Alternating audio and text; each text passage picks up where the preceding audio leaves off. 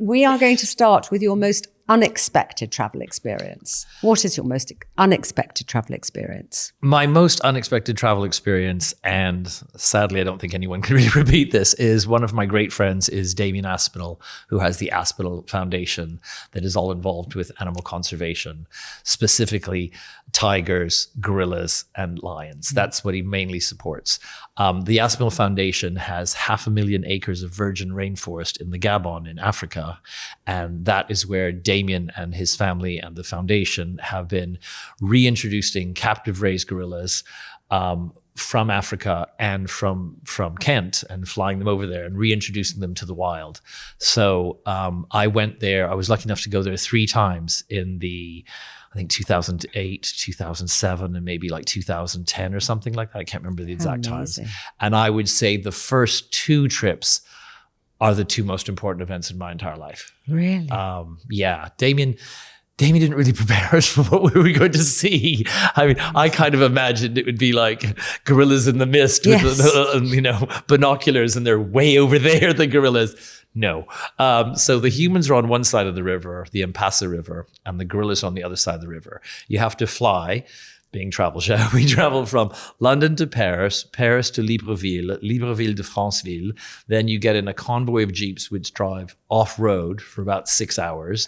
Then you get on a boat on the Mpasa, Mpassa river, and travel upriver for several hours.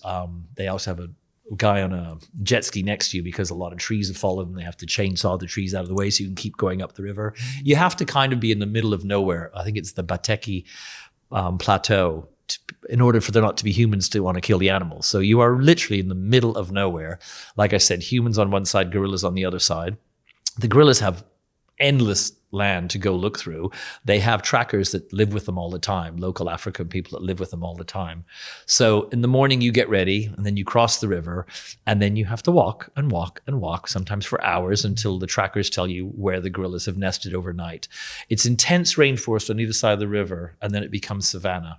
So we'd been walking for a couple hours and we hadn't seen anything. And then Damien turns to me and goes, "Get down."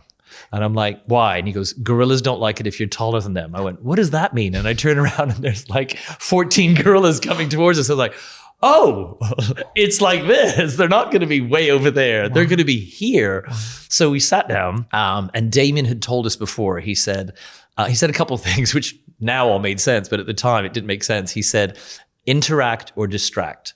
He said, "If you think you're getting on a good vibe with one of the gorillas, look it in its eyes, and then just get ready for whatever unfolds, because there's going to be something." And he said, "But if something is too heavy for you and you don't know, just get a pencil or a stick or something and just go like this in the dirt." And the gorillas go like this.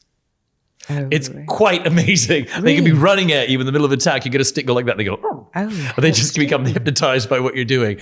And then he did say to us, he said, "Gorillas really like nipples and belly buttons." Should have been a clue, but they was like, he said, and I'm like, "What does that mean?" So I had gone to Holland & Holland, the outfitters, to get a safari suit given to me, made for me. They gave it to me in the end because I thought I might do a little bit of press. This was 2008. It was before Instagram, social media, and all that. So I'm wearing this lovely outfit. One by one, the gorillas come up and meet you. First of all, Marco, the silverback that was raised in the UK, he comes up to you and he's there. Oh my God. Huge teeth. He just goes, and he just breathes in your fear, your vibe, whatever. And he looked at me and he was walking in a straight line. He just pushed me and kept walking in a straight line, like out of my way. And then the females come up to you in order of seniority. Wow. And then the kids will come up to you. So that was cool. We met the troop, whatever a group of gorillas called, a band. And then we're sitting on the side. And this one female comes up to me and just goes, whoosh, and tears my shirt open and starts sucking on this nipple. And then this other female gorilla comes around here and starts sucking on this nipple. And I'm going, "What the hell?" And everyone's like, "This is new." And I'm like, "What do I do?" And they're like, "Nothing." And then this baby gorilla, which was about 2, comes over and sits on me. I'm laying like this and starts licking my belly button.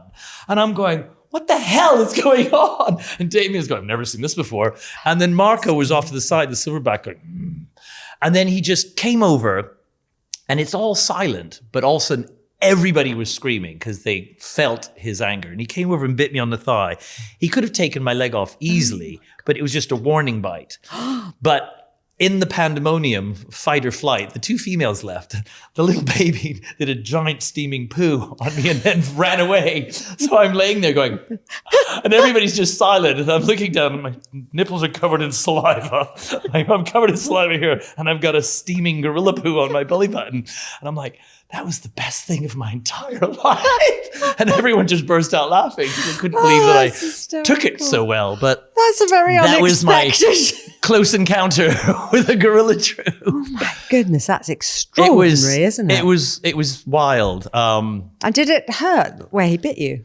Well, the crazy thing is when I told my UK doctor I was going to the Gabon, he gets out his book and flips through it. He goes, of course you are. According to the World Health Organization, it's the most dangerous place in the world. He goes, dengue fever, this, that. And he goes, and there's a theory that Ebola comes from primates. You won't be involved with primates, will you? I went, no, not at all. And then when I got back to London, I went to the doctor and I took off my shirt. He's like, what the hell is that? I went, gorilla bites. They were all over me. Because the little gorillas that play with you mostly, they've got the sharpest teeth. So when they give you a warning bite to say, look out, that gorilla is getting mad at you, it actually hurts and it actually breaks the skin. So I had gorilla bites all over me. And my doctor's like, oh my God, Ebola, but I was totally fine. You lived to survive the tale. Yeah. Oh, and went back again and had, another incredible adventure. That's incredible. Wow. We had to, after the interaction with the gorillas, we had to get back to the river and get on the boats. Well, Marco was mad at me. Marco the silverback. Marco the silverback. So he kept pushing trees down on us.